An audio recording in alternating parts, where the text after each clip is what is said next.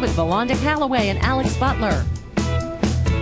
Good morning. Happy day after April Fool's. I know I started the day thinking that it was Friday, but maybe that's just because April Fool's was trying to fool me on another extra day after April Fool's. Lots of fooling going on yesterday. So we had an elaborate plan for what was going to go down yesterday, and it went off about half of the way we had planned it. So Jessica Sabatini, the relationship coach, is amazing. Yes, she's so fantastic. She's a trained actress in addition to being a relationship coach. So she was the perfect guest to help us pull this off. Jessica was rambling and just going crazy, acting all off like topic, ridiculous. I was supposed to straight Judge Judy her, just go off on her. Well, I failed at my job.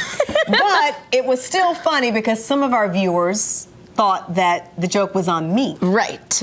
And the joke was actually on producer Kim. Yes. So she had no idea. So we did succeed in that part. Yes, which is good. At least people got that there was a joke, but it actually was Valonda's idea, the joke originator. Right.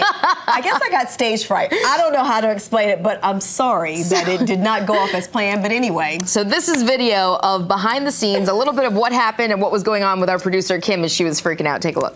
And, you know, we have insects and pollen kind of getting together to like create food and flowers, and you know, and here we are, and following the parallel of kind of seeing what nature does, and then how it can relate in our personal lives and our relationships. By the way, and we personally are trying to. I'm getting to a point. I promise. I am getting to a point. So, love is a lot like but you know what, Jessica? It is wedding season. You know, we talked about weddings on the show last week. A lot of they're trying to take back the control back. You know, a lot of people see it as a time to hook up. What's your advice about? Well, to be honest, I really don't. I don't even want to answer that question because someone who makes their heart beat fast. What do you and that kind of thing? I mean, how does I don't know. I don't understand how that makes any sense. Oh my gosh. Anybody could be your real love. Well, it's not that anybody can be your real love. Well, Jessica, I have no idea where the that was going. I have no idea. And then for Alex to ask me 7 seconds before, are these the questions that she sent? I don't know. I didn't book it. Oh. She sent them. I got an email at 7:30 this morning. Is that? Holy cow. I don't know what was going on. Let me go figure out this one.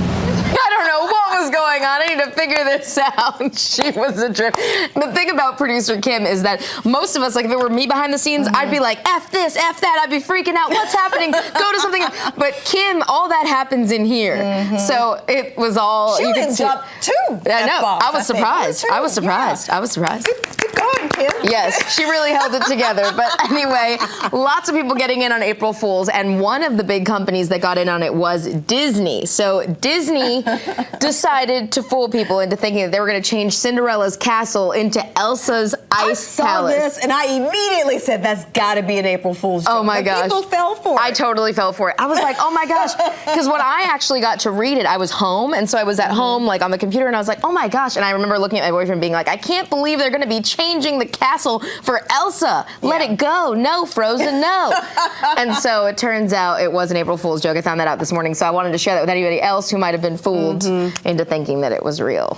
Okay, so college students or potential college students, high school students are getting those letters. Yes. Congratulations, or so sorry. Sorry. You're not getting in. Yes. But a Duke student took it, or what hoped to be a Duke student. Yes, she decided got that. really angry. Yeah, she decided she was going to reject them instead of letting them reject her. So she said, oh, thank you for your rejection letter, but unfortunately I'm not going to be able to accept your rejection. And it's funny, she's from North Carolina. She's a 17-year-old. Her name is, I think, Siobhan? Siobhan? Oh, okay, just kidding. Siobhan Odell. And she basically decided that she was going to let them know that she actually is not going to be accepting their rejection. She said, thank you for your rejection letter of March 26, 2015. After careful consideration, I regret to inform you that I'm unable to accept your refusal to offer me admission. But it makes me think, is that what it's come to now? It's that, and now this girl is so famous. I mean, she's on the cover of everything. They have like 17 magazine online, has her People, E online. I'm now like, we're talking about her. I know, exactly. You're famous for rejecting Duke. I mean, good for you. Yeah. I mean, what else do you say I know. or do Valanda- about that? Sorry, you know, didn't you get? I got rejected. Did you get rejected? I know. We have to like accept that That's we're not just- going to get into some that's what schools. happened. I That's know. what happens. But I think we're in one of those communities now where everybody just thinks they deserve. All about me. It's all. Yes. I am the best. I am the best, and you will accept me into that school. So anyway, she did get into USC, I heard. So congratulations, Siobhan. Good. Sorry for saying your name wrong. Good for you. Yes. While we're in Durham, Yes. Cuddle Time for You. Yes, and now you've heard of places like this, Cuddle Time for You, Valanda. Yes, in other states. I did not know we had one right here In the- triangle. yes, in this the triangle. is video from the News and Observer from a cuddling session. Yes, if you can believe it. Jeff Everson started this company as a way to expand on the national trend of tactile therapy. And just so you know, because this is so cray-cray to me, I mean, I have to bring in the word cray-cray because it is so cray-cray. People actually pay to cuddle, Valanda. They pay to have a cuddler. You have options to be the classic spoon, the half spoon, the luxury lounge, the face-to-face spoon. I don't know. When we first talked about this, I was repulsed. Like, ew. Yes, Why would Valanda somebody was do like, that? no. But at the same time, I understand if you don't have a girlfriend, a boyfriend, husband, a wife, Right. a child, a dog, someone to hug you and love Right. you and make you feel warm and fuzzy, Right. then this is the next best thing, right?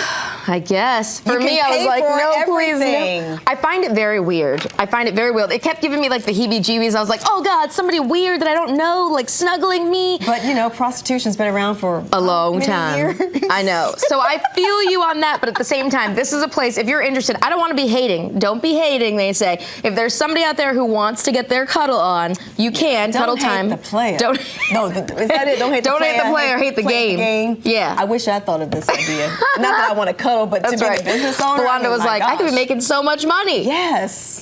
I was like, no, I would not be your employee. Okay.